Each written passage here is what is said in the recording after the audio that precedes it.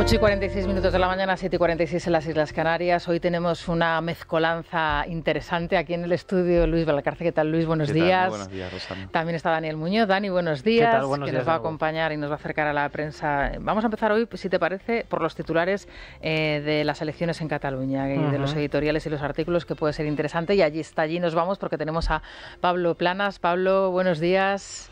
Hola, muy buenos días. Ya se acabó lo que se daba, ¿eh? Ya hoy último día de campaña electoral. Me imagino Gracias que... a Dios, sí. Gracias. Bueno, oye, las campañas son lo que son. Pero esta Pablo. ha sido muy tediosa. Yeah. No. Fíjate que en los últimos días la animación ha venido del intento de fusión del BBVA con el Banco de Sabadell. No se ha hablado prácticamente de amnistía. Fíjate que los independentistas han estado tan moderados que casi no han hablado de la independencia ni de un nuevo referéndum. Han hablado, pero no ha sido el tema principal de sus discursos. Será una nueva moderación, ¿no?, dentro del independentismo, ¿no? Lo podríamos titular así. Yo creo que es lo que decías tú sobre que en el resto de España están cansados de lo que ocurre en Cataluña, pero en Cataluña también, ¿eh? Sí, o sea, sí. La gente está harta. Bueno, exacto. Y también tenemos a Ignacia de Pano, también desde Barcelona. Ignacia, hola, buenos días. Un buenos días placer, como siempre, escucharte. Bueno, ¿tú cómo estás viviendo estos últimos compases de la campaña electoral? Pues como dice Pablo, ha sido la campaña del hartazgo. Prácticamente se ha producido en una dimensión distinta a la vida real, en la que los ciudadanos de a pie no se han enterado mucho de que estuvieran en campaña, porque no había ni cartelería casi por la calle, por no haber. Eso es que a lo mejor no hay dinero para la cartelería, tampoco queda dinero. Yo creo que ha sido una campaña muy pacífica, porque esta es la campaña de después de la victoria, ¿no? Claro, ellos ya han ganado, esto no hay que perderlo nunca de vista. No se habla tanto de la amnistía porque la dan por hecha, que Puigdemont vuelve lo da por hecho. Entonces dejan vivir al perdedor, y eso es lo que ha ocurrido. Bueno, todas estas ideas que estáis comentando se trasladan hoy en varios de los artículos, algunos de ellos desde luego deleznables, los calificaría yo, que podemos escuchar y leer hoy en la prensa. Dani, la idea de que Puigdemont va a volver y no va a pasar nada, es una idea que está ahí. La idea de que, oye, ya está todo perfecto, tranquilamente, la vida se ha normalizado y además, oye, es que nadie se ha dado cuenta de todo esto, ¿no? Con una naturalidad absolutamente asombrosa. Esto es una idea que está latente en varios de los periódicos hoy. El procés, ¿qué es el procés, no? Es lo único que le falta hoy decir a Estefanía Molina, por ejemplo, en el País. Dice que la amnistía ya ha dado frutos, y uno de ellos, dice ella, es que Puigdemont vive ya en la era del post-procés. Así lo ha venido ella a denominar, un poco en línea con el editorial también del diario Deprisa, que se titula Campaña sin amnistía, y dice así, uno de los párrafos dice: en el caso de los independentistas, de forma muy llamativa, no solo no han querido detallar qué piensan hacer en el plano territorial si consiguen formar un nuevo gobierno, también ha pasado por alto la cuestión de la amnistía para los implicados en el procés. Bueno, yo quiero recordar que ayer en los mítines de campaña, tanto Puigdemont como Aragonés, lo hemos escuchado esta mañana, pues terminan pidiendo el voto precisamente para proclamar la independencia de Cataluña. Hay que decir que hoy en los diarios se habla mucho de trackings, de los trackings internos, naturalmente, que manejan los partidos, porque no se pueden publicar. Como esta democracia es una democracia infantil, donde no se nos puede dar, digamos, una encuesta en las últimas horas, pues seguimos.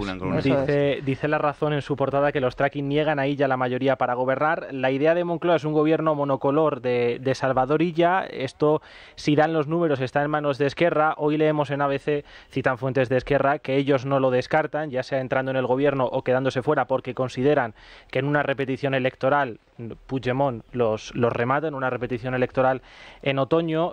Los últimos tracking internos recortan esa diferencia entre el PSC y Junts, que estarían ya cerca, y también entre Vox y el Partido Popular. No está claro quién va a quedar por delante, así lo pone de manifiesto Incluso también. Se hablaba de un sorpaso del PP en la primera semana que no se produciría en esta segunda semana.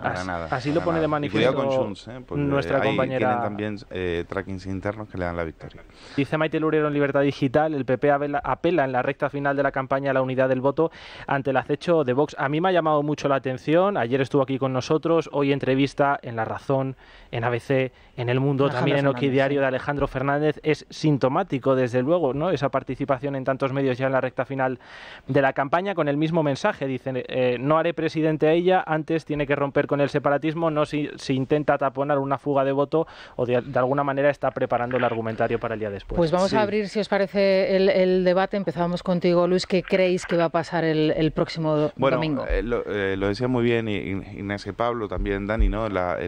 Para mí, lo que me interesa el domingo son dos cuestiones. Primero, la batalla entre PSOE y Junts. Si Junts gana, el escenario va a ser completamente diferente. ¿Qué quiere Sánchez? Bueno, pues que gane Illa y que puedan gobernar con Esquerra, ¿no? Pero ese escenario no está para nada garantizado. Le salió bien en las vascas, no está claro que le vaya a salir bien ahora en las catalanas. Una victoria de Puigdemont sería una pésima noticia para Sánchez. Y después la campaña también en el lado constitucionalista, las campañas han sido muy flojas. La campaña del PP ha sido, y esta es la muestra, ¿no? Es decir, como contabas tú, Dani, en el último tramo empieza a haber cierta preocupación por un sorpaso de Vox, ¿no? Por lo tanto... Bueno, la del PP, perdóname, y la de Vox atacando también al Partido Popular. No, las dos campañas han dejado... No tiene desde luego demasiado sentido, ¿no? Las dos campañas no han sido muy acertadas, no. Y eso es lo que estamos viendo. Hay más preocupación en el PP porque, claro, un sorpaso de Vox a estas alturas sería una... Para Feijóo, desde luego, sería preocupante. Pablo, empezamos contigo. Ignacia, si te parece, sí. ¿Qué puede pasar el domingo? ¿Qué crees que va a pasar el domingo? Vamos a ver si las predicciones de las encuestas se cumplen o como acostumbra pasar muchas veces, pues quedan lejos de los resultados previstos. En las últimas horas se habla de un acelerón de Junts per Catalunya, que estaría prácticamente al borde del empate con el PSC, lo cual demostraría que toda la operación de Sánchez de los 5 días de paréntesis, de reflexiones, intento de condicionar la campaña, pues ha sido un fracaso. Si eso ocurre, es decir, si la victoria de ella no es tan holgada como presumían las encuestas cuando se podían publicar, pues será un cuestionamiento de esa estrategia. En la calle, en el plano más terrestre, lo de Sánchez ha causado impacto, pero por los aspectos más pintorescos, no por los de Calabria. Es decir, tengo la impresión de que la gente se ha quedado más con que el señor Sánchez está profundamente enamorado de su mujer que con la existencia de supuestas fábricas de bulos o de máquinas de fango, ¿no? La posibilidad de que la victoria del PSC no resulte tan apabullante como se decía, coloca a Pedro Sánchez en una posición muy complicada. ¿Por qué? Porque tendría que facilitar un gobierno de Puigdemont que clarísimamente, según las encuestas, supera a Esquerra Republicana y pone fin al contencioso sobre la primacía en el bando separatista. Después hay buenas noticias. Las buenas noticias pues es la caída de Sumar, que ahora en Cataluña son los comunes, la caída de la CUP. Después también por fin esa parte del independentismo de extrema derecha se quita la careta y puede acceder al Parlamento catalán. Y luego pues la pugna muy interesante entre el Partido Popular y Vox, que puede dar sorpresas terribles esa noche, terribles para el PP. Porque Vox singularmente ha hecho una buena campaña. Hacer una buena campaña significa en Cataluña no cometer errores, y no ha cometido ningún error. Incluso Vox ha hecho cosas muy novedosas y muy arriesgadas, como por ejemplo mandar mensajes en árabe, ¿no? Mandar mensajes publicitarios en árabe diciendo en árabe que o se viene a integrarse o mejor que se vuelvan. O sea, cosas muy imaginativas. Es evidente que el PP partía de la nada. O sea, el PP había dejado a Cataluña completamente al margen de su estrategia durante muchísimos años, con muchísimas traiciones al electorado. y había perdido lo que era suyo, eso está claro. Ahora Alejandro Fernández va a recuperar mucho, pero hay una parte irrecuperable, yo creo, ¿eh? O sea, hay una parte de Vox que siempre ya a partir de las últimas elecciones van a votar a Vox. Recuerda, Ignacio, que no tenían ni candidato. Bueno, no tenían ni candidato, eso se visualizó mucho. Es un candidato a regañadientes y sin apoyo de género. A regañadientes hasta el último momento, y entonces, claro, Vox ya tiene muy consolidado su voto. De hecho, Vox están todas las encuestas dándoles más o menos lo mismo que tenían. O sea, todo lo que está creciendo PP no es quitándole nada a Vox. Respecto a Puigdemont lo que tiene es una consistencia en su mensaje brutal. O sea, ayer mismo en una encuesta, en una entrevista que dio en el diario Segre, que es muy conveniente también leer la prensa local, porque ahí es donde verdaderamente se sueltan y dicen lo que quieren, arremetía de una manera muy hostil contra el PSC y decía que en ningún caso apoyarían un gobierno del PSC, pero en ningún caso, que ellos solamente contemplaban la posibilidad de estar ellos en el gobierno, ¿no? Yo creo que las cosas entre PSC y Junts van a estar muy cercanas, si es que no gana Junts. Además, yo estoy percibiendo un trasvase de votos, bueno, aunque es un poco pintoresco, la declaración que ha hecho Joan Gaspar, que ha sido siempre del PP, y Joan Gaspar ahora ha salido con un vídeo pidiendo el voto para Junts. ¿Por qué? Porque quiere mandar, porque quiere estar con los que tocan poder. Y esto lo tiene claro mucha más gente, aparte de que, como escribí en la columna de la semana pasada para Voz Populi, la política tributaria de Puigdemont en el programa es prácticamente la de Ayuso. Y aquí, en estos momentos que estamos en mayo, en plena campaña de renta y patrimonio, que no olvidemos que en Cataluña se paga patrimonio, pues también es algo que respecto de lo que la gente está muy sensibilizada. Que interesa al personal, pero fijaos en pocos minutos la cantidad de información que tenemos sobre la mesa y el empeño que tenemos también a veces los periodistas y los informadores en decir que esto no interesa a nadie. No, aquí hay mucho material para abordar. Me resulta interesantísimo el aspecto que comentabas, Planas, de Sánchez como, digamos, un elemento disuasorio, ¿no? Digamos, este es el muñequito que os traemos para que os distraigáis, ¿no? Y ahora vamos a hablar todos del presidente del gobierno, de sus problemas, digamos, de semidepresión, esos días de reflexión y cómo nos identificamos todos con el presidente del gobierno, ¿no? Y por otro lado, perdona, es que nadie habla de ella, absolutamente nadie habla de ella, ya le damos por eliminado, ¿no? Es un personaje que no pinta absolutamente nada. Bueno, eso es uno de los aspectos que a mí me sorprenden, que el peor ministro de Sanidad de toda la historia, con más de 100.000 muertes a sus espaldas, se pueda presentar en unas elecciones e incluso las pueda ganar, también es para hacérselo mirar. Pero yo hay una cosa que dijo Pablo que a mí me llama la atención, porque nosotros teníamos información y la hemos publicado, distinta sobre los 5 días de Sánchez. En Junts sí nos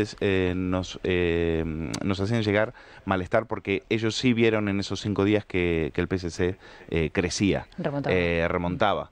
Entonces, ¿qué ha pasado después de esos 5 días para que ahora también nos llega que el PSC está perdiendo fuerza? Y de hecho Sánchez ha tenido que coger un jet privado, como contábamos ayer en OK Diario, para irse a un meeting y mover un poquito a los suyos. ¿Tú qué opinas de eso, Pablo? Yo creo que la operación de los 5 días resultó exitosa desde el punto de vista de que acabó, o sea, Puigdemont estaba acaparando todo el plano. Puigdemont, la posibilidad de que Puigdemont regresara, los planes de Puigdemont, si Puigdemont había aparcado o no había aparcado la independencia, la patronal catalana yendo a rendir pleitesía a Puigdemont, en fin, había una efervescencia en torno al prófugo que Sánchez consiguió frenar. Lo que pasa es que eso ha tenido un efecto temporal limitado, y ya en los últimos 4 o 5 días hemos vuelto a la pugna entre Junts per Catalunya y el resto, y hemos vuelto otra vez a esa operación restitución, que también es muy plástica, muy visual, muy cinematográfica, igual que la de que la de Sánchez, pues Puigdemont tratando de seducir al electorado, pues con su entrada por la diagonal o por la meridiana a hombros, ¿verdad? Y habiendo derrotado al Estado, eso es habiendo derrotado a la justicia, habiendo derrotado a las fuerzas de seguridad y a todo el mundo. Esa es una imagen que hay muchos catalanes que se sienten seducidos por ella. A lo mejor no son estrictamente de Junts per Catalunya, a lo mejor estaban muy desencantados con el proceso, pero la idea de darle una bofetada, un bofetón a España, ¿verdad? Pues eso les seduce, y eso es lo que puede estar facilitando esa aproximación, ese posible empate, ¿no?, del que hablan algunas encuestas de las que no se pueden publicar. Sobre la cuestión de la campaña del Partido Popular y de Vox, sí que me gustaría decir una cosa, porque además lo hemos vivido aquí de manera muy intensa. Yo no comparto, desde luego, que Vox haya hecho una gran campaña, al menos vista y analizada desde Madrid, que a lo mejor es un error, que yo parto de esa premisa. No me pareció un juego limpio la carta que, por ejemplo, envió el otro día a Abascal, un minuto después de que aquí fuese despedido el líder del Partido Popular, el presidente del Partido Popular, y no tuviese derecho a réplica, una carta que dirigía a Alberto Núñez Feijóo. Justo esperó a que se despidiese al presidente del Partido Popular para hacer pública esa carta. Yo creo que juego limpio es hacer pública esa carta cuando sabes que el presidente del partido al que se la estás dirigiendo está en una emisora de radio en directo y te puede contestar. Lo que pasa que, como es esta emisora de radio, lo hizo minutos después de que fuese despedido, y a mí eso me parece que fue desde luego un error. Y un error me parece, tanto por parte del Partido Popular como por parte de Vox, pero especialmente por parte de Vox, el hacer de cada una de las declaraciones del señor Abascal un ataque a Feijóo y no un ataque a lo mejor Puigdemont o el propio Pere Aragonés o el propio Pedro Sánchez. Y hace unos instantes acabamos de meter un corte de anoche mismo donde directamente habla de Feijóo como el socio de Sánchez. Yo creo que es una pena y es absolutamente lamentable que los dos partidos no se pongan de acuerdo y presenten un proyecto común a la ciudadanía catalana, que está, como decías antes, Pablo, cansada. Y realmente me parece que entre los dos podrían tener un resultado extraordinario. Solamente si sumamos lo que podrían conseguir las dos opciones en las diferentes encuestas que se han hecho públicas en el pasado lunes, estamos hablando ya del entorno de los 25 diputados. Más. Si se presentan con la fuerza conjunta en común, yo creo que esa cifra podría aumentar, ¿no?, y sumar. Aparte de que la separación de las opciones posibles para la derecha constitucionalista genera mucho desasosiego y tristeza en el votante. El votante ve que mientras se vaya así, y mira que en estas elecciones, precisamente porque se están en distribución muchos más escaños, todos salen, ¿no? Todo. Pero mientras vayan por separado, es obvio que en Madrid no va a poder gobernar la derecha. O sea, es que los escaños que determinan las mayorías son a los que se renuncia por no ir juntos en determinadas provincias clave. Y esto genera mucha tristeza y mucho hartazgo en el votante constitucionalista, que no olvidemos que se queda en casa, porque hay una gran abstención a todo esto. Simplemente con sacar de su sofá a mucho votante que está divorciado de la política activa, la situación daría un vuelco, porque el independentismo está hipermovilizado, siempre lo ha estado, incluso ahora. Siempre lo ha estado. E incluso ahora ha venido a ayudarles la OPA del BBV contra el Sabadell, que la viven también en términos identitaristas.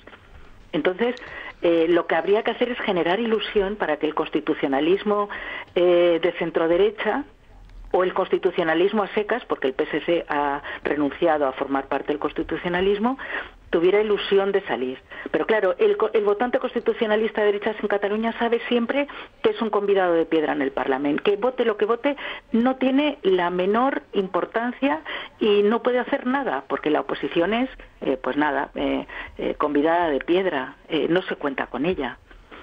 Y luego yo quería también mencionar que aquí el que al final puede salvarnos de una manera muy de carambola es Alianza Catalana, precisamente, y no porque a Junts le fuera a temblar el pulso para pactar con ellos, que no caería en los errores del PP respecto a Vox y pactaría con toda tranquilidad, sino porque a Esquerra le costaría mucho entrar en un gobierno independentista con Alianza Catalana. Tendría muy mala venta a su público. No sé cómo lo ves, Pablo. No, sí, Pablo, yo no sé qué es lo que te iba a preguntar. ¿Cómo ves tú la opción de Sílvia Orriols? ¿Crees que va a ser algo importante el próximo domingo? ¿Piensas que no? Que es... Una encuesta de Ara le daba entre 2 y 7. Claro, es que es una bastante, barbaridad, sí. Sí, es que... Sí, se está hablando de un número importante de diputados. Vamos a ver, hay cosas muy curiosas en torno a Alianza Catalana. Por ejemplo, que un primo carnal de Pere Aragonés, Jordi Aragonés, sea el estratega, el ideólogo de esta formación. Eso dio pie a pensar que Alianza Catalana era un artefacto que había montado Esquerra Republicana para dividir el voto de Convergencia. Después, las pasadas municipales, los partidos en Ripoll, que es el único municipio en el que gobierna Alianza Catalana, esta señora Sílvia Orriols, de Junts per Catalunya fue el partido que se negó a hacer un cordón sanitario para impedir que Alianza Catalana, que había ganado las elecciones, pudiera ejercer, pudiera asumir la alcaldía y el gobierno municipal. Es una formación muy pequeña que en el centro de Cataluña, que la Cataluña catalana, o lo que diríamos la Cataluña profunda, parece tener cierto recorrido, porque está haciendo un mensaje muy contundente contra la islamización de Cataluña, que en esas zonas es particularmente acusada. Ripoll es, además, de donde salieron los jóvenes terroristas del 17 de agosto de 2017. Lo que a mí me da la impresión de que en apelaciones al voto útil Puigdemont les puede estar restando bastante terreno, sobre todo con la idea de que está a punto de empatar o incluso de superar a Salvador Illa. A mí me parece una formación peligrosísima, desde luego, porque cuando habla del islamismo a mucha gente le puede hacer gracia o le puede parecer que Alianza Catalana está emitiendo un mensaje no político, sino realista, pero es que cuando habla de inmigración se está refiriendo, por ejemplo, a nosotros, a los catalanes, claro, que nos consideramos españoles, y eso es terrible, claro, eso es terrorífico, y eso sería institucionalizar la idea de que más de la mitad de la población de Cataluña no es catalana y sobra, ¿no? Y yo espero que no consigan un buen resultado, y si consiguen un buen resultado lo celebraré como una evidencia más de la decadencia de la Cataluña separatista. Bueno, solo para que veáis la trama psicológica de esta señora Orriols, solo ha tomado un vuelo en su vida. Lo dijo en una entrevista en TV3, solo ha volado una vez. Bueno, oye, pues se puede llevar bien con Yolanda Díaz, ¿no? Y con es una gente con la que está fuera del siglo XXI, y como dice Pablo, hablan de la inmigración árabe, pero inmediatamente dice, y posteriormente de toda aquella inmigración que no se integre. O sea, que no se integre, ¿a qué? Claro. ¿A qué?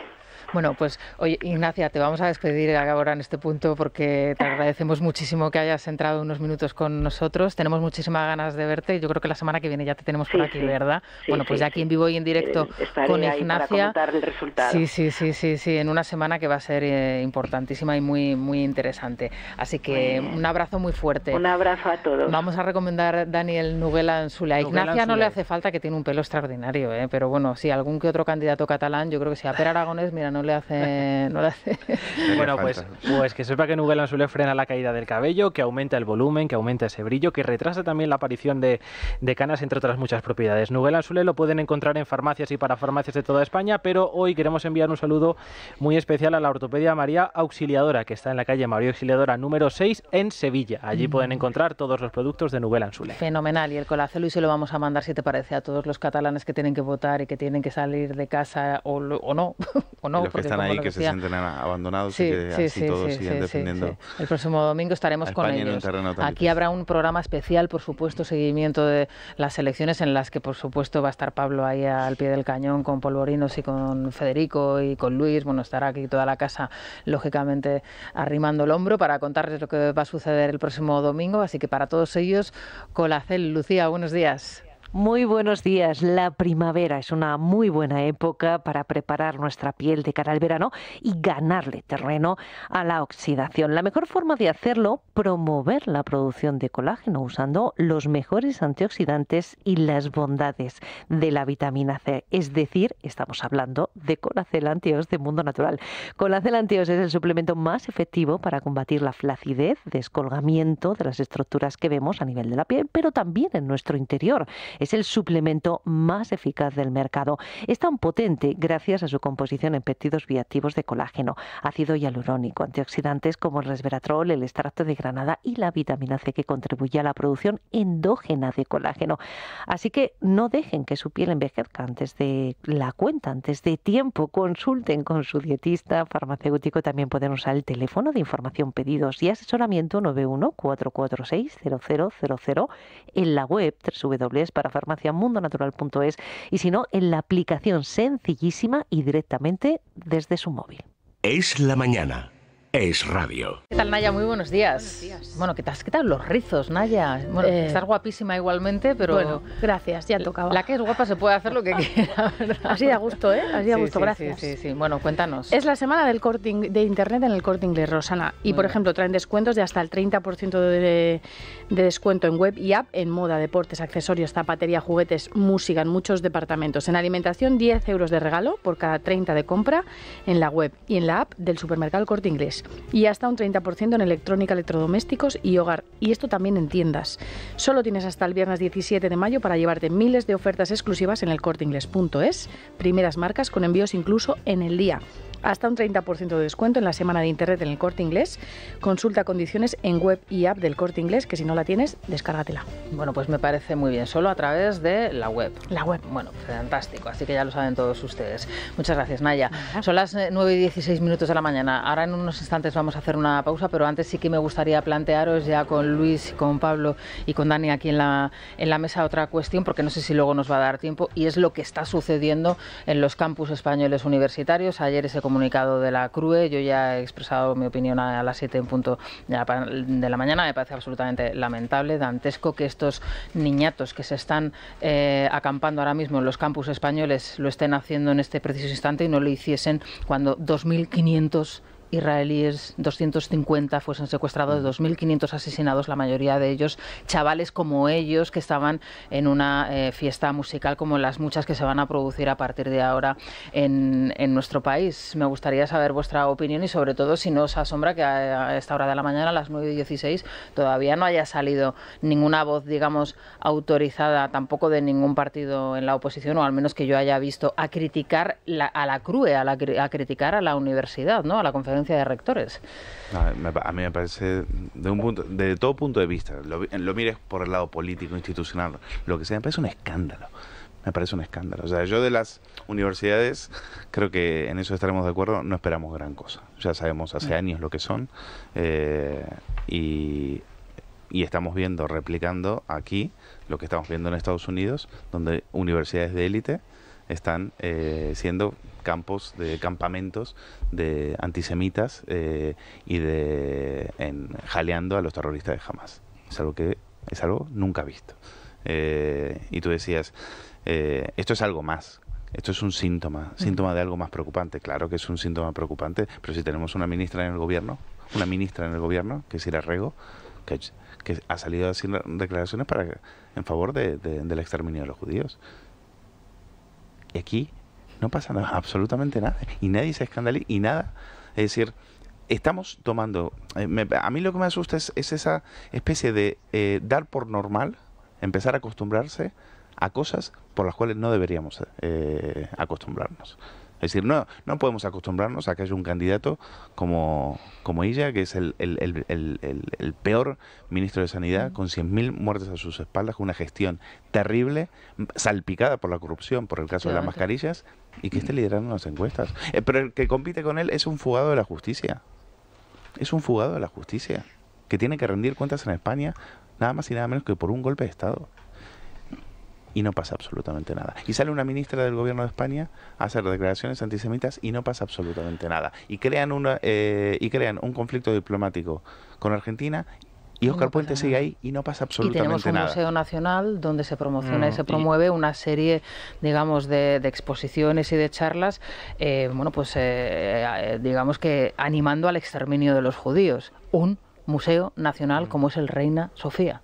Esto está pasando ahora mismo. Y es que lo comentabais, es que lo sintomático es que este asunto hoy en la prensa apenas tiene recorrido, es que no hay prácticamente columnas de opinión sobre este asunto, las que hay son para apoyar esas acampadas, como por ejemplo hoy la de Antonio Lucas en El Mundo, dice: la universidad llama genocidio al genocidio, dice él, a los universitarios que acampan en algunos campus españoles para no callar el claro genocidio de Israel contra el pueblo palestino, se les unen oficialmente los Restorek, no es poca cosa, un gesto, pero un gesto bien sintonizado con la realidad. Y ya digo, hoy en Luz Editoriales el único que lo trata es el editorial de ABC, que en este caso sí es crítico con los rectores. Dice: discriminar a científicos por razón de su origen o atentar contra la libertad de los investigadores españoles que legítimamente decidan mantener relaciones profesionales con sus colegas israelíes no es solo una forma torpe de defender la paz, sino que constituye además una injusticia palmaria. Yo creo que esa decisión de los rectores va mucho más allá, porque se está estigmatizando a las víctimas, que son los judíos. Pablo, yo no sé creo que la presidenta de la conferencia de rectores, a lo mejor estoy equivocada, no sé si es la responsable de la Pompeu Fabra o ha sido en algún momento una de las responsables.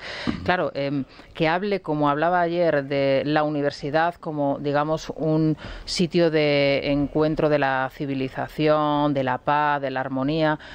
Una señora que ha tenido alguna responsabilidad en una de las universidades en donde se ha dejado, pues que los más radicales ataquen al grupo de chavales de Sacabat, ¿no? También en esa universidad, en la Universidad Pompeu Fabra, no deja de ser un auténtico disparate. Yo no sé cómo ves tú esta situación que se ha producido ahora mismo y que se está reproduciendo de alguna manera en muchos campus universitarios, porque ahora ya sí que tienen el apoyo del rectorado, que nada más y nada menos la CRUE, como decía antes, son 70 universidades en España. Sí, porque en España le llamamos universidad cualquier cosa. Sí, eso también es verdad. Sí. Eso hay que tener en cuenta. A mí me parece que los estudiantes universitarios que acampan por este asunto, me parece que no acampan por este asunto, que acampan por otras razones. Me imagino que quieren vivir unas jornadas de asueto, de confraternización. Me parece que utilizan el pañuelo palestino como un elemento de moda, que no saben absolutamente nada de lo que está ocurriendo en Israel, que ya es muy difícil para los historiadores de explicar las razones de ese contencioso. Y desde luego no están al alcance esas razones ni de los estudiantes ni de los profesores que les incitan a montar esas acampadas. Me parece vergonzoso, lamentable, triste. Supongo que muchos de esos jóvenes están siendo utilizados por los profesores, otros se suman por moda, y desde luego yo les pasaría en bucle las escenas más truculentas de lo que ocurrió el 7 de octubre en Israel. Las violaciones, las torturas, los asesinatos salvajes, ¿no?, perpetrados por los palestinos, por los terroristas palestinos, que además grabaron esos terroristas palestinos, ¿no? Bueno, pues yo creo que esas imágenes a lo mejor hay que colocárselas a estos estudiantes, porque si no nos vamos a encontrar con una generación de individuos. Pero si no les ponemos las imágenes del terrorismo etarra, si es que no les ponemos no les ponemos las películas de Arteta, Pablo, ¿qué les ya, pero es que a lo mejor es que nos encontramos con una generación de gente que te dice que eso no ocurrió, como había una generación de no sé cómo llamarlos, de personas, por llamarlo de alguna manera, que niegan el Holocausto. Sí.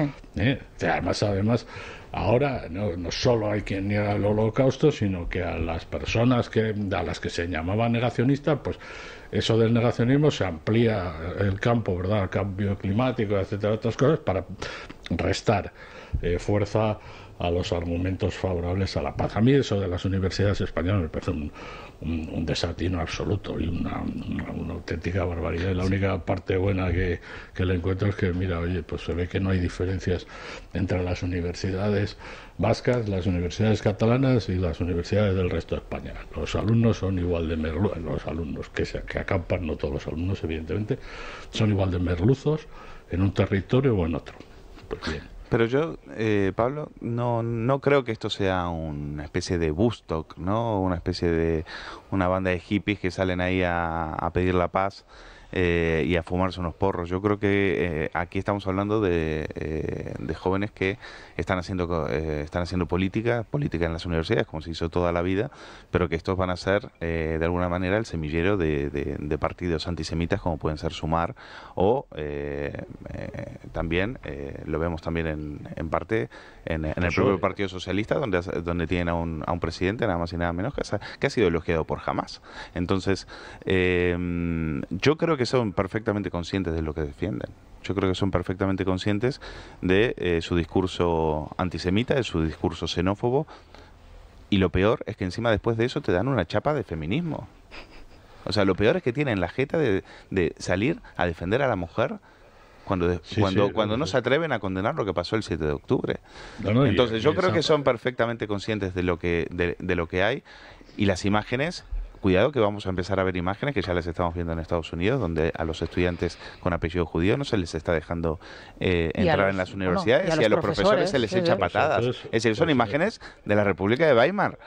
Es decir, insisto, esto no es Woodstock, esto es gravísimo. Esto son cientos y cientos de jóvenes que han comprado el discurso xenófobo antisemita y cuasi nazi de toda esta banda, Sí, Luis, y además es dudoso que con el tiempo reparen en las contradicciones que eso implica, porque también, por ejemplo, gran parte del movimiento LGTBI es favorable a gente que es favorable a unos países y a una gente que si pudiera, pues en fin, les cortaría la cabeza, por no decir otra cosa. Pero desde luego, claro, es que una de las cuestiones, por ejemplo, aquí lo mencionamos muchísimo, en Teherán, por ejemplo, es la ciudad del mundo donde más operaciones de cambio de sexo se hacen. ¿Por qué?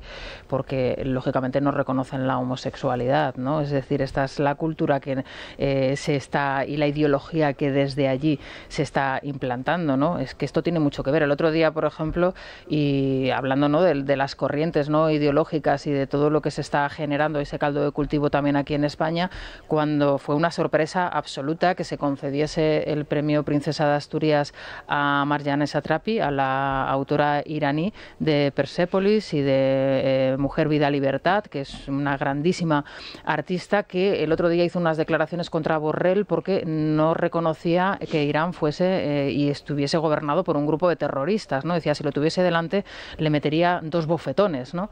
Bueno, ya está bien de esta gente que no llama a las cosas por su nombre y a los grupos terroristas por su nombre, porque luego se genera ese caldo de cultivo que tú comentabas, Luis, ¿no? Y tenemos, pues eso, unas bandas de indocumentados en las universidades españolas que dentro de 4 años pues van a negar el Holocausto, por ejemplo, ¿no? No, y decía Pablo algo muy interesante, decía, claro, llamamos universidades a cualquier cosa, llamamos universidades, no pasa solo en España, me pasó a mí cuando estudiaba en la pública de Buenos Aires, que yo estudié y todas las paredes estaban ilustradas con fotos de montoneros.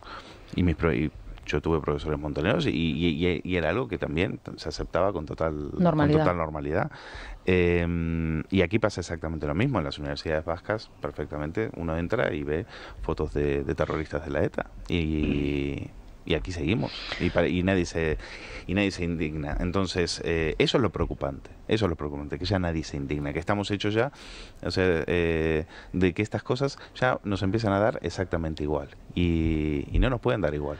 Bueno, ha abierto la bolsa hace 30 minutitos, así que vamos a hacer una pausa, si os parece, y Luis Fernando Quintero nos trae las cotizaciones, que serán muy interesantes, y luego vamos a hablar, si os parece, aunque sea brevemente, con la representante de una de las asociaciones que yo creo más dignas y que más valor tienen en los últimos meses y que se ha constituido recientemente, que es Nuestro Corazón por Bandera. Son las mujeres de los guardias civiles que trabajan en el sur de España contra el narco, que se sienten abandonados en estas circunstancias en donde, bueno, pues desde el propio Ministerio del Interior y el Gobierno de España se les ha reducido absolutamente a la nada, a la inexistencia, sin dotarles de medios. Y me interesaría mucho saber su opinión sobre el último informe de la Guardia Civil, efectivamente, pues en el cual se está diciendo que, vamos a hablar que los detenidos no son los asesinos del crimen de Barbate. Entonces, ¿dónde están? Vamos a hablar con Fuencisla Sánchez en unos minutos, pero antes nos vamos a ir a la bolsa. Es la mañana de Federico. Es Radio. Vámonos a recobrarte lo primero. Eso es, Rosana. Vamos a recordar que hay cientos de miles de empresas en España que atraviesan problemas, que tienen dificultades porque acumulan muchas facturas por cobrar y esto mete mucha tensión dentro de la caja de la empresa. Así que necesitan soluciones rápidas, ágiles, eficaces y es lo que ofrece Recobrarte. Recobrarte va a permitirles recuperar ese dinero y además sin tener que adelantar nada porque en Recobrarte se ocupan de los costes judiciales del proceso. Toda la información en el 990 90 10, 990 90 10 o en recobrarte.es. Bueno, te veo ahí con el teléfono móvil pendiente de la bolsa. Cuéntanos. Bueno, pues el IBEX 35, Rosana, está cotizando en positivo, apenas un 0,37%, pero suficiente para mantenerse por encima de los 11.000 puntos, 11.089, según nos muestran las pantallas de Infobolsa.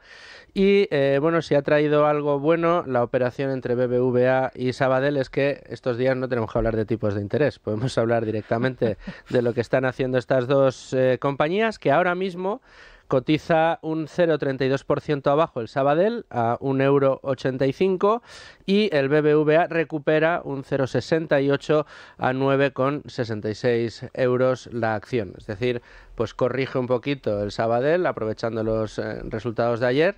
La realización de beneficios, como se suele decir, y en BBVA, que cayó también ayer, bueno, pues aprovecha alguno para entrar con descuento. Bueno, pues muy interesante. Habrá que ver cómo cierra hoy la bolsa, estaremos muy pendientes y por supuesto seguimos recomendando todo vuestro análisis. Este fin de semana, ¿con qué nos vas a deleitar? Pues mira, a ver, Tu dinero nunca duerme. El domingo tenemos bueno, una de las tendencias que más titulares está acaparando en estos momentos en la prensa especializada, el value investing. Prácticamente la mayoría de los la mayoría de los gestores que nos suele acompañar, de los especialistas, son muy conocedores y algunos de ellos practicantes de esta value investing, y hemos invitado a Francisco Burgos, que es director de Relaciones Institucionales en Cobas Asset Management, para que nos explique por qué se está hablando tanto de esto y por qué considera que lo mejor del value investing está por llegar, o más que está por llegar, ya está llegando, porque está funcionando también esta filosofía de inversión muy sencilla de entender, muy difícil de aplicar, que es comprar lo más barato posible, con el mayor descuento posible, grandes compañías, buenas compañías que vayan a dar mucho beneficio en el futuro. Las claves este domingo con Francisco Burgos. Bueno, pues son ya las 9:41 de la mañana, las 8:41 en las Islas Canarias. Continúan escuchando Es la Mañana de Federico en Es Radio. Bueno, me gustaría que en este momento, aprovechando que estás aquí tú, Luis, y que estamos contando desde hace un par de días, bueno, y desde la semana pasada, mejor dicho, los ataques que determinados medios de comunicación, los pseudomedios, según Pedro Sánchez, estamos recibiendo en sedes parlamentarias, porque a mí me gustaría insistir en este aspecto, ¿no? No son ataques que estamos recibiendo de un ministro que a través de un tuit emite un juicio de valor o una crítica hacia un periodista, que eso me parece igual de reprobable y además me parece que es absolutamente criticable, pero he de decir que tanto OK Diario como Libertad Digital, como Federico Jiménez Los Santos, hoy también La Razón, Maruenda, están recibiendo, estamos recibiendo ataques de determinados personajes políticos, porque me gustaría además calificarlos así, que utilizan las Cortes, por ejemplo, exacto, el caso del Senado, o los parlamentos regionales, exacto, como ha sido, por ejemplo, el Parlamento Balear, el Parlamento de Valencia, el Parlamento de Madrid ayer, para atacar a determinados periodistas o medios de comunicación. Bueno, no que hay diario, vosotros lógicamente os habéis hecho eco de estos ataques, pero claro, también en este punto es en el que nos ha situado Sánchez. Claro, pero es que, vamos a ver, esto no es no son unos personajillos que buscan 15 minutos de gloria para salir en YouTube y se les calienta la boca. No, aquí lo que hay es un ataque coordinado. Es un ataque coordinado en el cual no era casual ver a varios personajes de segunda fila, pero con mucho peso, por ejemplo, en la asamblea del Pleno del Ayuntamiento de Valencia, en el propio Parlamento, lo vimos ayer en la Asamblea de Madrid y demás, salir a preguntar cuánto dinero se le está dando en publicidad institucional a algunos medios, no a todos, a algunos, precisamente a los que son críticos con ellos. Detrás de todo esto, ¿qué hay? Pues algo que ya hemos visto en otras latitudes, y es intentar buscar, ya no es un tema de libertad de expresión, Rosana, es un tema de que lo que se busca es asfixiar económicamente a las empresas que son incómodas para el poder. Bueno, cerrarlas, para provocar el cierre, económicamente. ¿Sí? ¿Por qué? Porque ya hemos visto, por ejemplo, ¿cuál es la estrategia? Pues primero tú pones sus nombres en nada más y nada menos que en instituciones que se supone que tienen que representar a todos los arcos de opinión que pueda haber, medios de izquierda, medios de derecha, a todos, y directamente ya una vez que pones el nombre sobre la mesa, pues mira, creemos una comisión, lo llevamos a Europa y demás, y a partir de ahí las plataformas como Google y demás que no quieren meterse en charcos y tal, pues bueno, empezamos ahí a tocar un poco la publicidad programática y demás. Es decir, explico esto en detalle porque es muy serio. Esto no es simplemente uno o dos pirados a los que se le ha calentado la boca atacando el ataque en el Senado a Federico ha sido lamentable e insisto con lo demás, parece que aquí no pasa absolutamente nada. Cuidado con esto, que lo que se está buscando es cerrar a medios de comunicación incómodos. Y uno dirá, bueno, no, que aquí eso lo hemos visto en Venezuela, aquí en España no. ¿Que no lo vamos a ver aquí en España? Al tiempo. Sí, Dani, no sé si querías decir algo. Que hoy hay un editorial en este sentido de Libertad Digital que creo que está muy bien tirado, el análisis que hace es muy, muy certero. El titular es el siguiente: no es contra Libertad Digital, es contra la democracia. Y dice, lo que está en juego no es silenciar o atemorizar a una empresa periodística concreta, sino crear un ambiente irrespirable, lo que comentaba Luis, para todos aquellos que se atrevan a discrepar públicamente con el poder. Algo que, lógicamente, también lo pone de manifiesto el editorial, pues aquí en esta casa en Libertad Digital no lo van a conseguir. Bueno, si me permites, Pablo, sé que te toca un turno de intervención, pero es que tenemos esa llamada telefónica pendiente que os avanzaba anteriormente. Estamos en comunicación con Fuencisla Sánchez, que es la portavoz de la Junta Directiva de la Asociación Nuestro Corazón por Bandera. Fuencisla, ¿qué tal está? Buenos días. Hola, buenos días. Muy agradecida de tenerla en antena. Bueno, usted representa a todas las familias y a las mujeres de los guardias civiles que trabajan en esta zona del sur de España, en la zona de Barbate, donde lamentablemente hace unos meses se produjo el asesinato de dos compañeros guardias civiles mientras estaban tratando de luchar contra el narco. Anteriormente, mi compañero aquí presente, Luis Valcárcel, decía que quería saber su opinión, y yo se la traslado la pregunta, sobre ese informe de la UCO que concluye que las personas que fueron detenidas no son quienes acabaron con la vida de los dos guardias civiles. ¿Qué opinión les merece a ustedes este informe de la UCO? Pues, a ver, esto salió ayer, la verdad que es una noticia que no esperábamos, pero bueno, ahí hay una investigación y de momento sabemos que ellos permanecen en la cárcel. Algo habrá ahí sospechoso porque, bueno, ellos siguen estando ahí. No han sido... Pero, sin embargo, las detenciones sí que fue sorprendente, ¿no? La rapidez con la que se produjeron, ¿no? Aquí, y de hecho lo estuvimos comentando en aquellos primeros días, ¿no? Qué extraño, ¿no? Que las detenciones se produjesen en las pocas horas después, ¿no? De los asesinatos de los guardias civiles. Sí, eso la verdad que sorprendió a mucha gente. No sabemos si es porque se quiso un poco callar boca después de lo sucedido, porque la verdad que fue un hecho muy grave, y no sabemos si fueron unas detenciones rápidas, porque la verdad que se produjeron horas después de lo sucedido. Hoy se va a producir la primera declaración de los guardias civiles, de los agentes que estuvieron en Barbate junto a los compañeros asesinados aquel día. Al mismo tiempo, Fuensanta, que se va a producir el ascenso del mando, que mandó precisamente a esos compañeros con unos medios que no eran lógicamente los que debían ser, a intervenir a los narcos, las narcolanchas. Realmente es absolutamente, muy frustrante, me imagino, para ustedes, por no utilizar otra palabra, estos dos capítulos que se van a producir y coincidir en el tiempo, ¿no? La declaración de los compañeros ante la jueza, en este caso de instrucción, en esa toma de declaración, y por otra parte, ¿no?, el ascenso del mando.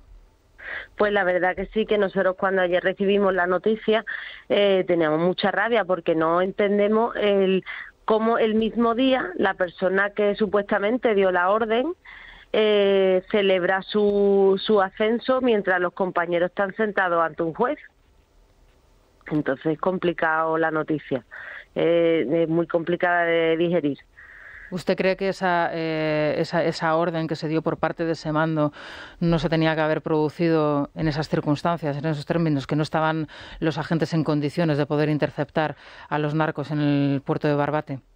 Hombre, se sabía que no había medios suficientes, y de hecho los guardias que fueron allí lo dijeron en varias ocasiones, que no estaban preparados ni el mar estaba en condiciones de salir, ni ellos tenían los medios suficientes para combatir una narcolancha de esas dimensiones.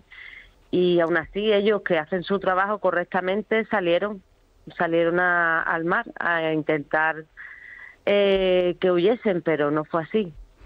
Ustedes, las mujeres y los familiares de los guardias civiles que están trabajando en estas condiciones contra el narco, además nada más y nada menos en esta zona de España, ¿se sienten respaldadas por las autoridades, por el Estado? ¿Han recibido alguna llamada de apoyo del ministro del Interior? Para nada, aquí no hay respaldo por parte de nadie, y a la vista está que después de 3 meses no se han dado medios, no se han considerado profesión de riesgo, que es una de las cosas que nosotros reclamamos, ni tampoco se ha declarado zona de especial singularidad. Llevamos 3 meses después de lo sucedido y todo sigue igual, tampoco hay ni medios materiales ni efectivos, no se ha incrementado la plantilla por esta zona. Seguimos igual. Es una situación, yo leía, no sé si es una comparación adecuada, Fuensanta, pero uno de los guardias civiles que estaba operando en esta zona, en la unidad Oconsur, que hace unos meses fue disuelta por el propio ministro del Interior, explicaba cómo ahora el ser guardia civil y ser destinado a estos pueblos de España a luchar contra el narcotráfico es algo parecido a lo que sucedía en la década de los 80 y los 90 cuando te destinaban al País Vasco a luchar contra la ETA. ¿Ustedes sienten algo parecido?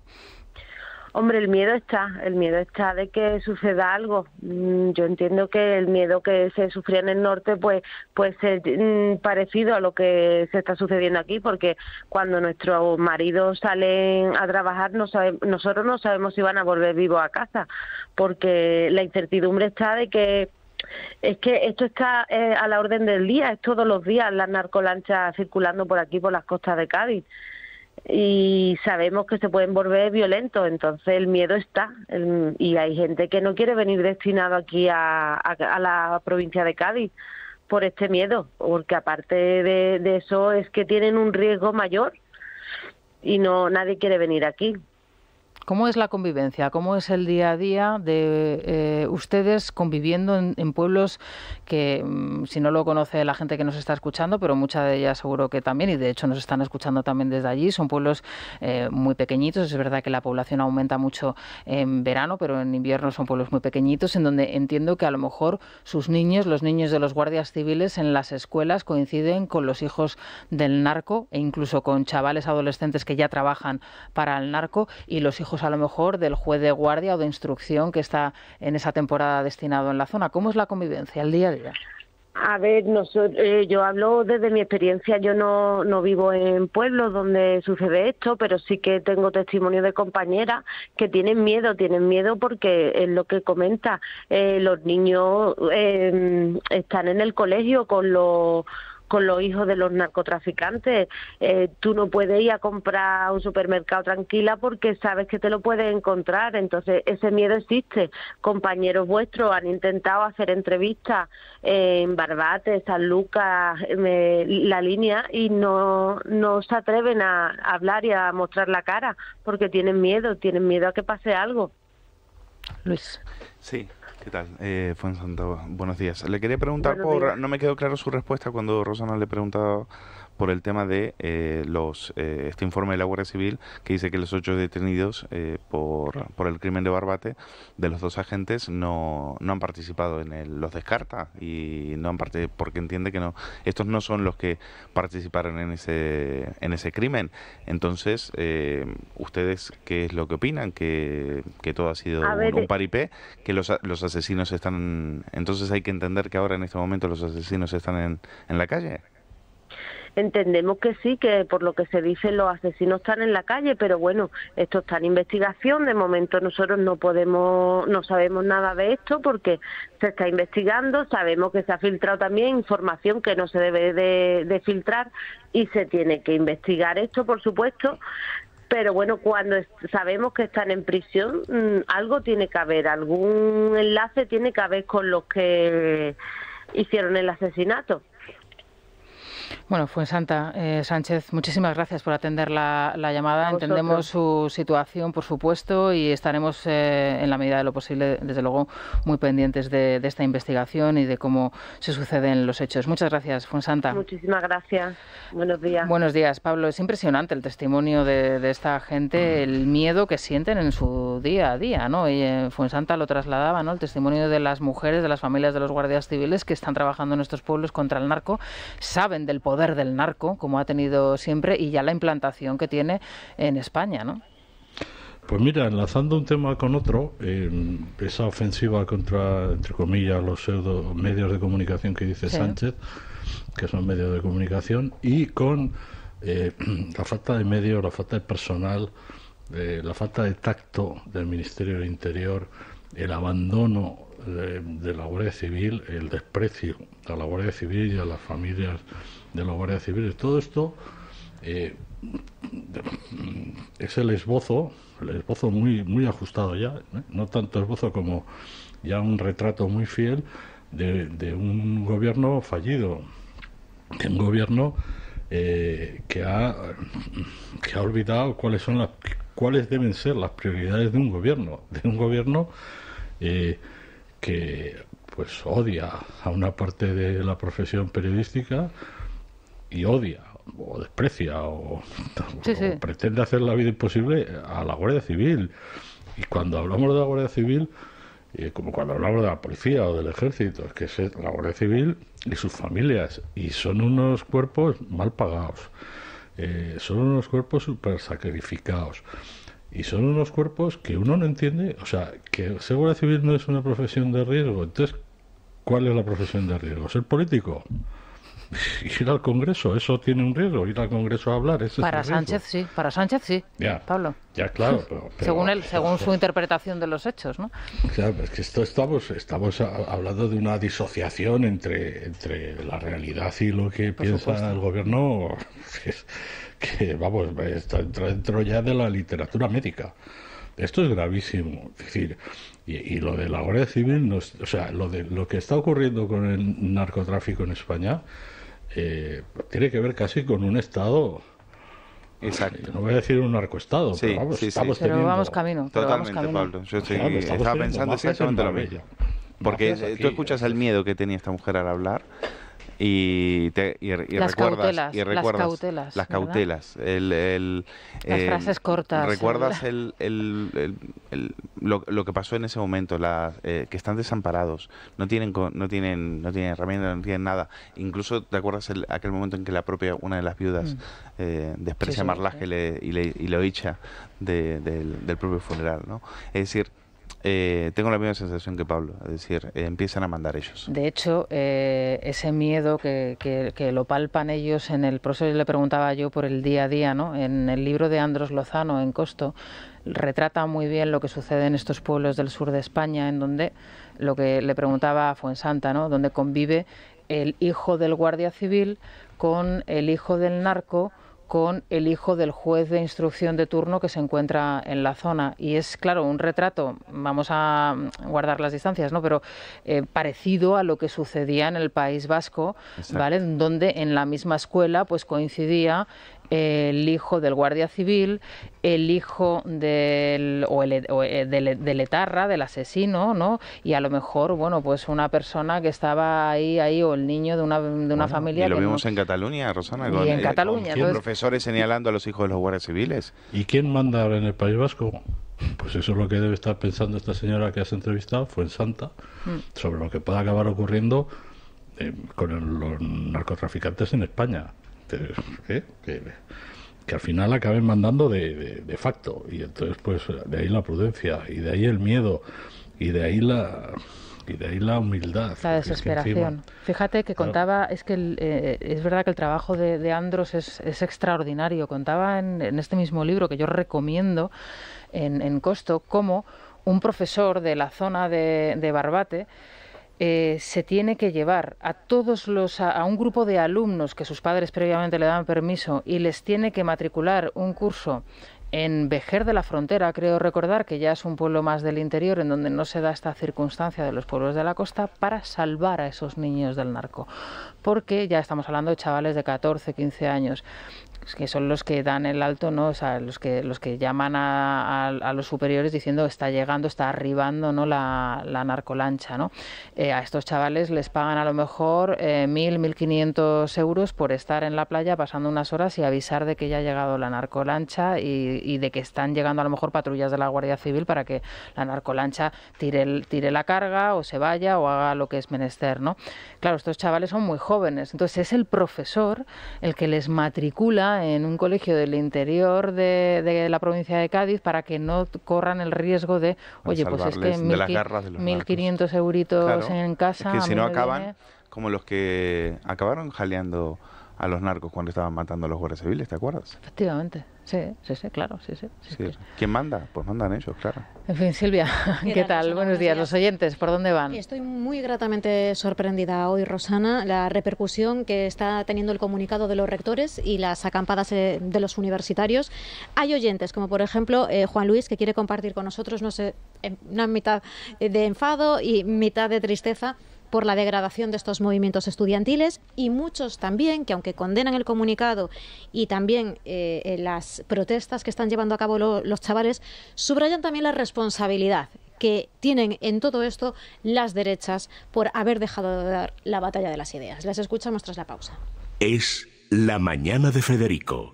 Es Radio. Bueno, nos contaba Silvia que muchos oyentes, y la verdad es que, bueno, interesados no por la cuestión y sobre todo queriendo denunciar lo que está sucediendo, ¿no? En el campus. Sí, permíteme, Rosana, que recuerde primero, antes de escuchar lo que están opinando los oyentes sobre los ataques de los universitarios españoles hacia Israel y por ende en defensa de Hamás. Entre los más de 1.200 asesinados por los terroristas había 2 ciudadanos españoles, que a veces parece que se nos olvida. Vamos a escucharlo, y antes el sonido. Ya lo siento, pero es que es el sonido que resume las elecciones del domingo en Cataluña, por echarle también un poquito de humor a la cosa.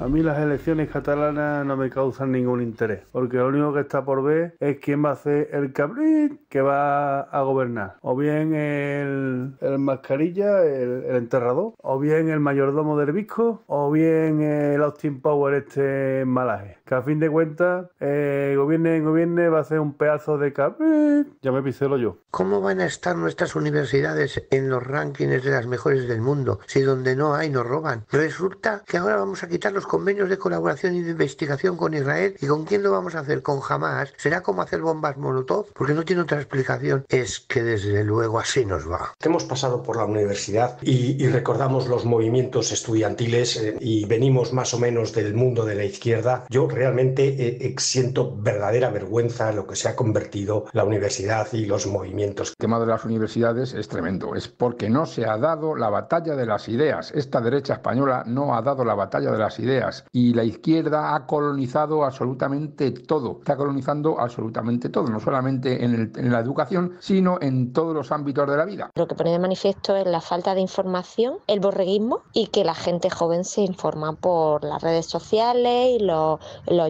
influencers y tal. Y no se dan cuenta de que no condenando los ataques del 7 de octubre están apoyando a Hamas, fiel aliado de Irán, que asesinó a Mahsa Amini, como a muchas jóvenes, por no llevar bien puesto el velo. Es una juventud totalmente incoherente e ignorante. Uy, las dignísimas universidades españolas. ¿Por qué no han puesto el grito en el cielo con el máster de Begoña Gómez? Como una tía sin permiso, sin titulación, sin ningún aval académico, ejerce de catedrática y todos ahí calladitos, empezando por el rector de la Complutense. Que Israel no tiene derecho a defenderse de los ataques terroristas, asesinatos y violaciones de Hamas, y Netanyahu es un genocida. Pero también parece ser que Ucrania sí debe ser masacrada por Rusia y Putin no es un genocida. No veo a los estudiantes ni a los rectores declarando genocida a Putin y acampando contra Putin.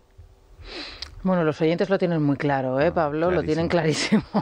Pues más claro que al menos que yo, porque son bastante más directos y contundentes. Ese señor al principio que hablaba de las elecciones catalanas, pues lo ha resumido muy bien, aparte de con gracia, ¿no? Y después, en relación a lo de las universidades, pues primero lo que decía Silvia, ¿no? Que mataron a una chavalita de 18 años de Sevilla y a un hombre de mediana edad de Zarauz, de los terroristas de Hamas, ¿no? Bueno, pues los universitarios están desorientados, pero los oyentes no. No, y a todos estos los veremos el 8M, por supuesto, gritando por los derechos de la mujer, cuando vimos el 7 de octubre lo que le hacían los terroristas a las mujeres, ¿no? Y me quedo con con la llamada de el que decía el que conectaba lo que pasa en las universidades con el caso Begoña. Absolutamente, es decir, ahí no tienen nada que decir, ahí no hay comunicado. Es decir, para denunciar que hay presunta corrupción en una universidad donde una persona se presenta con un título fake a dar cátedras y a conseguir dinero, porque ya es Bego conseguidora, a conseguir miles y miles de euros por su propio beneficio, ahí no hay bueno, comunicado. Claro, por lo que tú decías anteriormente, porque nos hemos acostumbrado y hemos normalizado determinadas situaciones. Es que lo que no es normal es que esta señora de entrada tenga una cátedra, es que eso es lo que no es normal, una señora que no tiene estudios, una señora... Entonces, claro, la corrupción institucional dentro de la universidad es tan absolutamente descarada, ¿no? También en este caso, que más allá del negocio, de la imagen, de lo que pueda representar... Pero, Rosana, la universidad ha servido de escaparate para que muchos se forren. Es decir, no ha sido solamente un lugar donde, bueno, venga, voy a tener una catedrita. No, es mucho peor. Es que sus socios, por los que ella firmaba, por los que ella escribía cartas y las firmaba de su puño y letra, recibieron subvenciones millonarias. Es decir, se hicieron ricos a costa de este paripé en el cual los rectores de la universidad también tuvieron mucho que ver. Vamos a irnos ahora a las noticias porque hay novedades, pero antes nos vamos a pasar por el Corte Inglés, que ya ha abierto sus puertas, Naya. Y yo me voy a pasar porque tengo que hacer la compra sin falta. Cuando acabe me voy a pasar porque hay un 70% de descuento en la segunda unidad en miles de productos. Oye, te voy mira, a poner está muy bien, ejemplos. 70%. Alimentación, droguería, perfumería en las primeras marcas. La segunda unidad 70%, por ejemplo, en finísimas de Campofrío, en atún Albo en aceite, en aceite de oliva virgen extra Cosur serie oro, en la segunda unidad de casi todos los productos en ensaladas, en mil cosas. Aprovecho y además me llevo unos helados que tienen un 40% de regalo por compras superiores. ¿Helados? Sí. Y además acumulas 10 euros que luego vas a poder gastar en más helados porque nunca hay suficientes helados. Por supuesto. Y daré una vuelta también por la bodega, que hay un 21% de regalo también para próximas compras, que esto viene fenomenal porque ahora viene en época de barbacoas, celebraciones y estas cosas. Sí. Pues podemos aprovechar y comprar ahora. Y la final de la Champions. También, si quieres, también, para celebrarlo después. Frutas, verduras en el Corte Inglés siempre son estupendos y buenísimos precios a diario en tienda web y app. Bueno, pues vamos a hacer una pausa, gracias Nadia, y vamos a la última hora de las noticias con Sergio Eras en unos instantes. Es La Mañana de Federico. Es Radio. Bueno, Sergio Eras, buenos días y con noticias de última hora, ¿verdad? Eso, vamos a empezar con la noticia de última hora, Rosana, que firma y nos adelanta nuestra compañera Maite Loureiro y que pueden leer ya en Libertad Digital, y es que el PP prepara en el Senado una defensa de los medios de comunicación. Detalles, Maite, buenos días. Buenos días. El Senado insta a todas las instituciones a defender la libertad de prensa frente a los ataques de Pedro Sánchez. El Partido Popular presentará una moción en la Cámara Alta para defender que el presidente del Gobierno está protagonizando una involución autocrática dada su debilidad política y ansias de supervivencia. En la iniciativa se recoge que el Gobierno lleva a cabo exabruptos, tenebrosos y hostiles contra los medios de comunicación críticos, algo que califican de inaceptable. Sánchez se está empleando a fondo en una estrategia escapista, aseguran, vinculando esta decisión con la falta de explicaciones sobre la corrupción que le afecta. Por todo ello, reclaman a las instituciones que den una respuesta conjunta para defender la libertad de expresión y la libertad de los medios de comunicación, además de a los jueces.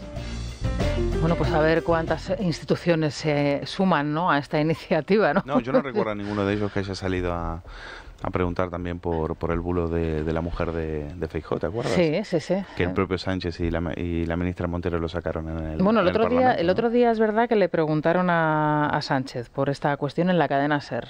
Le preguntó Pepa Bueno, ¿y sabes lo que dijo el presidente del Gobierno? Que le gustaba mucho que le hiciera esa pregunta porque el medio de comunicación, y dice, insisto, el medio de comunicación que publicó esto, es decir, Infolibre. Es un medio de comunicación porque luego rectificó. Porque rectificó. No, y lo que no le dijo Pepa Bueno luego a Pedro Sánchez es que rectificó cuando se vio obligado a rectificar después de que la empresa Sargadelos emitiese un comunicado en donde decía que lo que se había dicho en el Parlamento, en las Cortes, era mentira. Claro, después de 2 comunicados. Efectivamente. Después de 2 comunicados. Sabían perfectamente lo que había y sin embargo tiraron para adelante. Pero eso no, pero si lo hacen ellos, ahí no. Eso no entra en la categoría de bulo. No. Eso es otra cosa.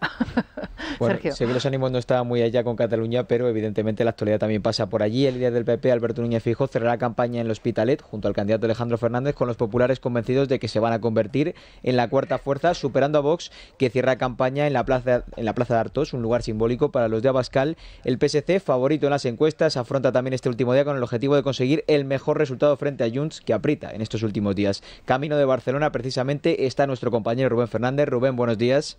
Buenos días. Los socialistas afrontan la recta final de la campaña con hasta 3 intervenciones de Salvador Illa en medios de comunicación durante esta mañana. Ya por la tarde será el turno del mitin de cierre de campaña, que será uno de los más multitudinarios. Se esperan más de 4.000 personas. Será en el Polideportivo Barcelonés del Valle d'Hebron. Pedro Sánchez y Salvador Illa al Alimón para tratar de movilizar a la izquierda y ese votante frontera con la antigua Convergencia. El objetivo, 200.000 votantes de izquierdas que votan en las generales, pero que tienden a abstenerse en las autonómicas. Todo para tratar de frenar el auge de Junts. Nos lo contaba precisamente Rubén, ese distanciamiento y ese parar el auge de Junts. Sobre ello, Salvador Illa se ha referido también en una entrevista en Televisión Española, donde, por cierto, ha rehuido la pregunta de si se plantea contar en un posible futuro escenario postelectoral con el Partido Popular. No ha querido contestar, ha desviado completamente el argumento, pero sí que se ha referido a los de la formación de Puigdemont. El más de lo mismo, el continuar como hasta ahora. Ya hay ahora una mayoría independentista en el Parlamento de Cataluña que justamente ha sido incapaz de proporcionar estabilidad. Lo que descarto es Vox, descarto Riols y descarto el bloqueo. Todo el mundo sabe que el señor Puigdemont, antes de hacerme presidente a mí, dejará la política. Con Junts las prioridades son muy distintas. Mi prioridad es los servicios públicos. Yo estoy por un tiempo nuevo, por una nueva etapa. Como lleve los servicios públicos, como llevo las mascarillas. Bueno, a ver quién aguanta más y quién se va antes de política, en fin, a partir de la semana que viene, porque de esto no sabe nunca uno por dónde puede salir. Muchas gracias, Sergio. Gracias. Bueno, ya entramos en el terreno de la crónica rosa. Isabel González. ¿No? Hoy no. Hoy sigo con el terreno de la política. Ya sé que los oyentes se quejan mucho de que en esta tertulia rosa a veces nos pasamos con los temas políticos, pero es que hoy hay un político que es noticia, le guste a él o no le guste. Claro, Estoy hablando de Vox, estoy hablando de Jacobo Robato, alias Coco, en redes sociales, y estoy hablando de todo lo que se ha liado después de que una de sus novias o persona con la que ha estado viviendo durante 1 año y medio denunciase ayer en Instagram que ha mantenido una relación paralela con otra, es decir, que prácticamente tenía 2 familias.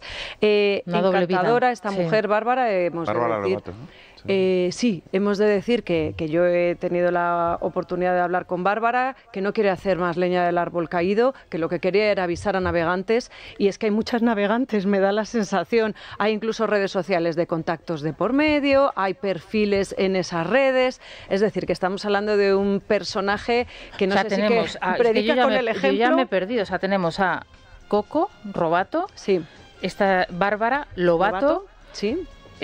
Rocío Sorno es la exmujer, ¿no? Que ha dicho yo no soy la otra. Vale, eso lo ha aclarado. Y hay una tercera. Hay una tercera, vale. Y presuntamente podría haber una cuarta, una quinta, una sexta, y yo qué sé, vete tú a contar, ¿vale? Entonces, eso nos ha mantenido absolutamente entretenidos durante toda la tarde de ayer y vamos a seguir contándolo. ¿Por qué no dejo de hablar de política? Porque hay otra política. Coco Robato, perdona, ha estado aquí en alguna ocasión en el programa y demás. No, pero sí, él es un señor muy pintoresco y muy cualificado. Sí. Y tiene un look así muy, bueno, especial, ¿no? O sea, de ropa, su estilo a la hora de vestir y demás. Ay, es no así me muy particular. Descríbelo tú. Bueno, pues él lleva la camisa desabrochada, normalmente, sí, los tirantes, los pantalones bastante apretados, remangados, las botas por fuera, mucha barba, así muy peludo, él, el vello también le sale por la camisa. Bueno, él presume de su masculinidad en todo su esplendor, porque hay que decir que es un hombre bien parecido, ¿no? Está bien parecida es Bárbara, realmente. Y Bárbara también, no, pero él también es un hombre y Rocío Sorno, es decir, que tiene un nivel muy concreto. Bueno, y tú, tenemos la anécdota, esta es la favorita de Federico, ¿no? Que él vino en una campaña electoral a una entrevista con Macarena Olona, porque él era el jefe de campaña de Macarena Olona en las anteriores elecciones andaluzas. Otro bellezón, y claro, cuando se presentó con esa imagen aquí en la radio, pues una persona que les atendió en un primer término, pues pensaba justo ese día se grababa aquí un vídeo musical. Entonces, esta persona pensaba que Coco venía al vídeo musical y no a la entrevista política. Entonces, claro, le vio así también plantado. Dijo, tú vienes al vídeo musical, ¿no? Entonces, le mandó a donde el vídeo musical. No con todos sus brazos, con los dos, quiero decir. Es una de las mejores anécdotas de la radio. Sí lo es, ahora la recuperaremos. Hay que hablar de Baltasar Garzón, porque se casa este fin de semana con Dolores Delgado y ayer hicieron alfombra roja. Ayer hicieron declaraciones en una presentación, en un acto que luego vamos a escuchar porque parecen 2 quinceañeros enamorados y a mí a esta hora lo del primperam la verdad es que no sé si me va a sentar bien o me va a sentar mal tomar un antiemético.